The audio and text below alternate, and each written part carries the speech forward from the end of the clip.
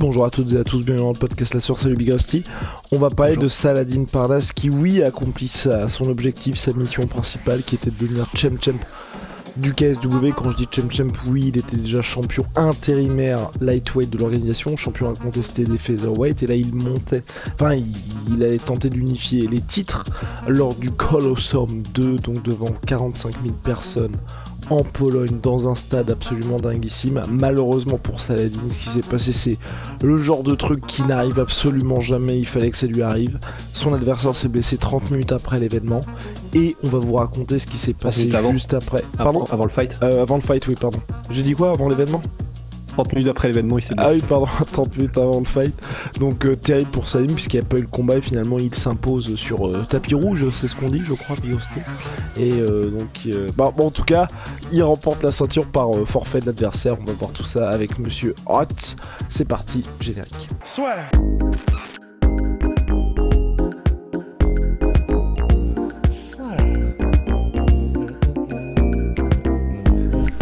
Paris sur le MMA avec Unibet. Quelle sera l'issue du combat? Une soumission? Un KO? Paris sur les meilleures cotes avec Unibet. Donc oui, Rusty, finalement, à la fin des fins, donc Saladin remplit l'objectif, remplit ce que nous souhaitions tous en France, à savoir qu'il soit champ officiel du KSW.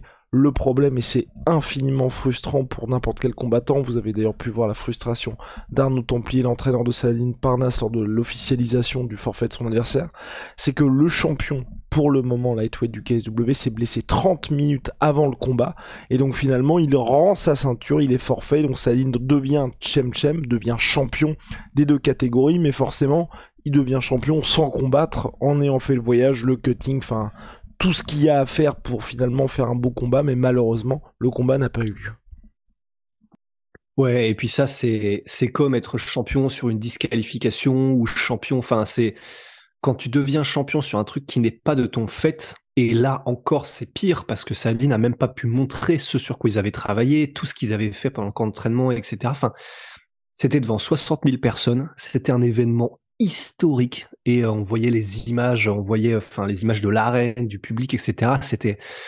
C'était vraiment un moment unique dans l'histoire du sport, et là on peut vraiment le dire, parce que 60 000 personnes, c'est vraiment là, on retourne, tu sais, au Pride, dans l'arène de Tokyo, au Tokyo Dome, etc. Avec ce genre de public, ce genre de nombre, tout était réuni, et le fait que comme ça, tu sais, en plus on vivait le truc, il y avait ces images d'échauffement, il y avait, on commençait à sentir la tension monter, etc. Les combats il y avait des combats de malades qui montaient, il y avait des KO de malades, des finishes de malades, avec le mec qui l'a fini d'en dessous, le boxeur WO, je sais plus comment il s'appelait, etc. Il y avait vraiment des trucs qui se passaient, où tu te disais, ça monte crescendo, la soirée est incroyable. Et c'est vrai que ça met vraiment une clim. Là, je pense que c'est vraiment le mot, je sais qu'il est vachement utilisé, mais là, c'est vraiment la définition même pour les fans français, quoi. L'énorme clim. C'était déjà, alors, c'est rarissime. C'était déjà arrivé, je me souviens, c'était Matt Mitrione contre Fedor, où c'était vraiment, peut-être quelques heures, ou en tout cas l'événement avait déjà commencé, et Matt Mitrione en fait avait dû être amené à l'hôpital parce que il avait, je sais plus, du coup j'ai regardé tout à l'heure un petit peu quels étaient les trucs qui étaient arrivés comme ça dans l'histoire. Il y en a pas eu beaucoup, mais Matt Mitrione c'était ça. Il y avait eu aussi Kelvin Gastelum contre Robert Whittaker, où Gastelum ou Whittaker pardon avait eu un problème aussi, mais vraiment au moment où je crois la carte venait de commencer, la carte UFC, mais c'est rarissime. Et là, c'est vrai que ça arrive maintenant dans un événement autant d'envergure en Europe, c'est vraiment, c'est pas de chance, quoi. Là, tu peux pas attribuer ça à autre chose que de la chance. Je sais, j'ai vu pas mal de gens qui disaient le mec a peur, etc. Il y a peut-être un univers dans lequel Ziolkowski a peur, hein, c'est possible. On sait que malgré ce qu'on en avait pensé à l'époque, Cowboy Cerrone avait avoué lui-même qu'il avait un petit peu stressé face à Conor, et que ça avait impacté sa performance. Il avait avoué lui-même. Mais là, je vois pas dans quel univers, à moins qu'il soit payé par la mafia ou j'en sais rien. Mais tu vois, Ziolkowski, c'est le moment de sa vie d'affronter le jeune prodige Saladin Parnasse chez lui devant 60 000 personnes. Il s'est préparé pour. Bon, ça c'est quand même, ça me paraît très gros quand même que ce soit, Mhm. Surtout à 30 minutes de l'événement comme ça, tu vois. Ouais, surtout à 30 minutes de l'événement. Enfin, il y a des trucs comme ça. Bah, tu vois, pour le coup, puisqu'on en parle, des trucs comme ça me rappelle énormément aussi Rafael dos Anjos qui s'était blessé, tu sais, avant le combat contre Conor McGregor, qui aurait fait de lui un millionnaire. Et il s'était blessé lors du dernier, je crois que c'était soit sparring, soit séance de PAO, lors du dernier entraînement, du dernier jour de son camp d'entraînement avant d'affronter Conor. Et c'est de là que ça venait d'ailleurs. Mon pied est un ballon, enfin, my foot was a balloon. Et mais voilà, enfin, il y a des choses tu peux pas dire non à ça. Et là, c'est vrai que voilà, et je pense que c'est un peu dur de dire de Ziolkowski. Il a flippé. Même si ouais, c'est vrai que ça fait plusieurs fois que c'est Ziolkowski qui faisait que le combat ne se faisait pas contre Saladin. C'est vrai. Mais là, enfin, je sais pas, ça me paraît un petit peu gros quand même. Ça me paraît fou. Donc ouais. Saladin devient champion, lui il n'est pas ravi, sa team n'est pas ravi, enfin personne n'y gagne, personne n'est content, c'est-à-dire que même si tu vois, même si financièrement ils ont eu leur prime et que c'est, enfin j'imagine tu vois qu'ils seront payés comme ils le devaient, etc. Mais bah pour Saladin et pour son équipe, mais surtout pour Saladin qui est un combattant, gagner comme ça n'a aucun intérêt. Ça, ton stock ne monte pas, tu montres pas les progrès que tu as pu faire, tu montres pas ce que, enfin c'est ouais, il rentre chez lui mais dépité quoi. Donc j'ai vu qu'il y avait une possibilité de combattre en juillet, apparemment d'après ce qu'ils ont dit. Je crois que c'est Hatch qui disait ça, mais et donc c'est probablement ce qu'ils vont faire parce que Saladin disait que là s'il peut combattre le mois prochain, après bien sûr c'est à chaud tout ça, mais il disait que s'il peut combattre le mois prochain c'est bien parce que comme ça au moins son grand entraînement n'aura pas servi à rien. Il disait aussi que ça fait 1 an qu'il prépare ce combat, enfin qu'il en a marre. Donc c'est horrible quoi, c'est horrible. Il y a plus grave dans la vie bien sûr, mais c'est sportivement c'est terrible quoi. Non, mais c'est extrêmement frustrant. Tu as entièrement raison, Rusty, surtout que dans tout ce qu'il disait, en fait, là, ça allait soit annoncer des prochaines renégociations avec le KSW, ou en tout cas une nouvelle phase de sa carrière. Et c'est vrai que là, le problème, c'est qu'on reste à nouveau bloqué, ou en tout cas, on décale un petit peu tout ce qui devait se passer. Et puis même, enfin, je veux dire, je pense que vous avez vu, si vous êtes fan hardcore de MMA, toute la com qui a été faite autour de ce combat-là, qui était quand même assez violente. Donc on peut, enfin, c'était vraiment l'objectif, c'était vraiment de faire passer Saladin Parnasse, le faire entrer en tout cas dans une autre dimension. Et malheureusement, tout a été fait pour, tout était là pour, enfin, tout était réuni pour, parce qu'en plus, même au-delà de ça, au-delà de l'enjeu, il y avait vraiment, il était sur une carte qui était extrêmement attendue du public polonais, avec, enfin, je pense que si vous avez regardé le combat, ou en tout cas que vous avez suivi de près ou de loin, vous voyez bien qu'il y avait tous les ingrédients d'un combat qui n'était pas un combat parmi tant d'autres. Et malheureusement, c'est vrai qu'il n'y a pas ça. Et le prochain combat qu'il y aura pour Saladin, et c'est toujours ça qui est un peu chiant quand il y a ces choses comme ça, c'est déjà les gens, je pense, se diront, s'il y a à nouveau le combat contre Ziolkowski, peut-être que le gars va pas combattre, donc t'es un petit peu moins épais en tant que spectateur. Deux, bah forcément ce sera pas dans un stade, donc aussi t'enlèveras ça. Enfin, et en plus Saladin aura déjà la ceinture, donc tu peux même pas dire, enfin, tu peux même pas vraiment dire c'est à la conquête de, enfin, tous ces petits trucs de merde qui font que va quand même y avoir le combat entre les deux, mais ça va perdre un petit peu de ce prestige qu'il y avait avec ce qui devait se passer ce soir. Ouais, enfin il y a vraiment tellement des relents de Khabib contre Tony Ferguson. T'as l'impression que bah, pour Khabib et Tony, il a fallu littéralement qu'un virus mondial soit déployé pour les empêcher de combattre, tu vois. Bah là, c'est un peu pareil. T'as l'impression que quoi qu'ils fassent, Ziolkowski et Saladin Parnasse, c'est comme si, tu sais, il y avait une malédiction, quoi. Donc, mais après, j'ai pas bien compris la. Est-ce que ça a été explicite le fait que donc ils ont proposé à Saladin et à son équipe de défendre, je crois, le titre le 15 juillet, mais c'est donc contre Ziolkowski? Ça, aucune idée, mais pour moi, ce serait un petit peu le move logique, tu vois. Ouais, mais Ouais, putain, move en vrai, logique.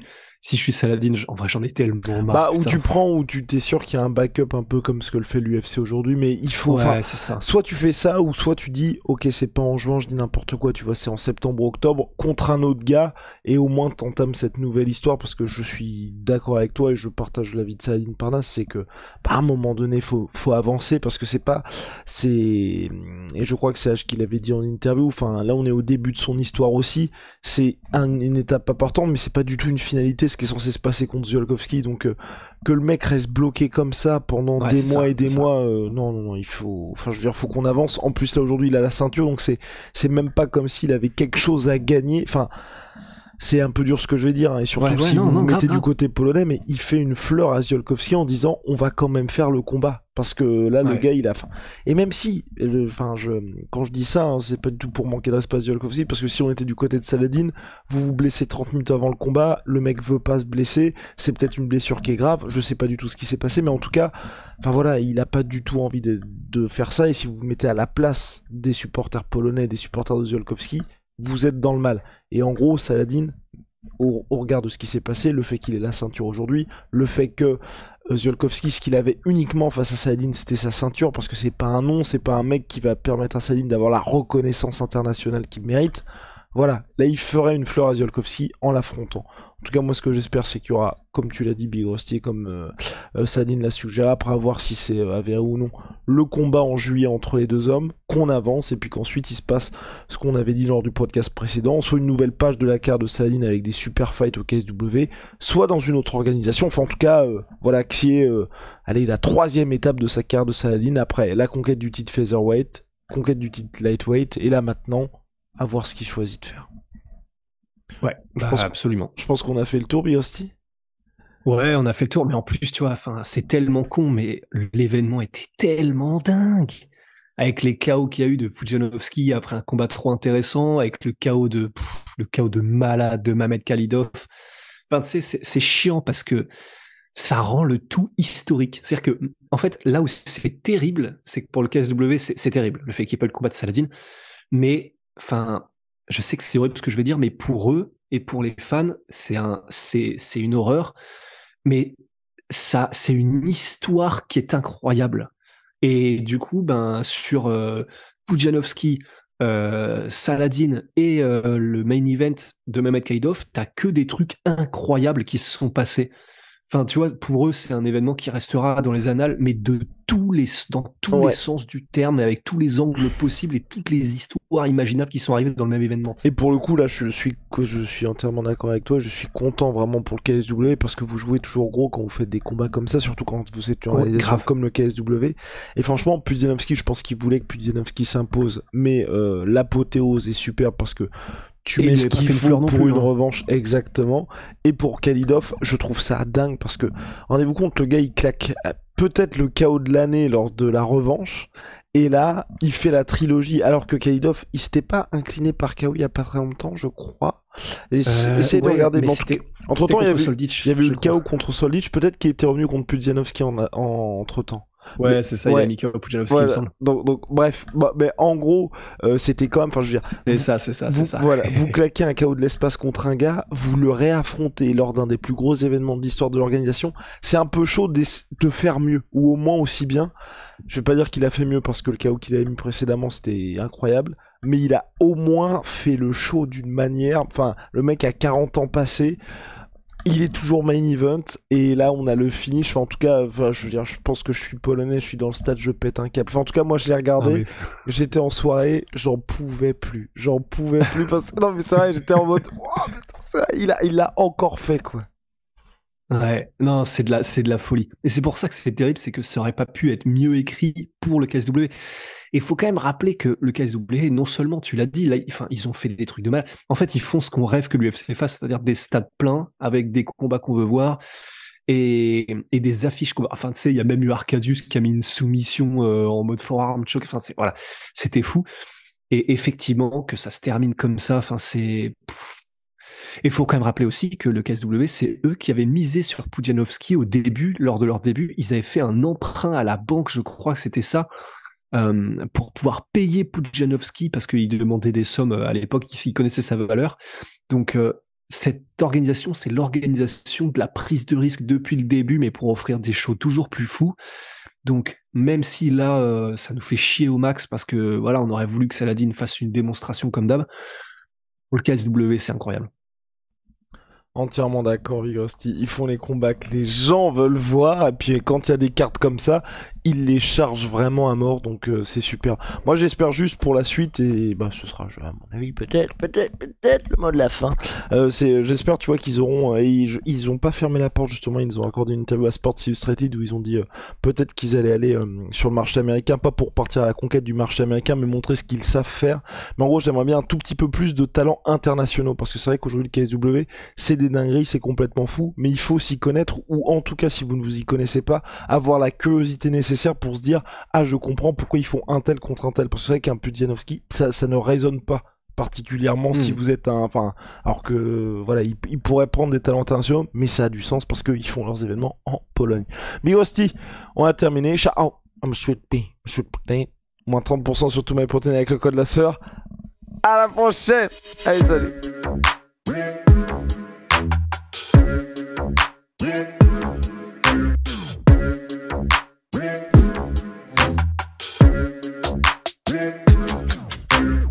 Fucking come at me, you!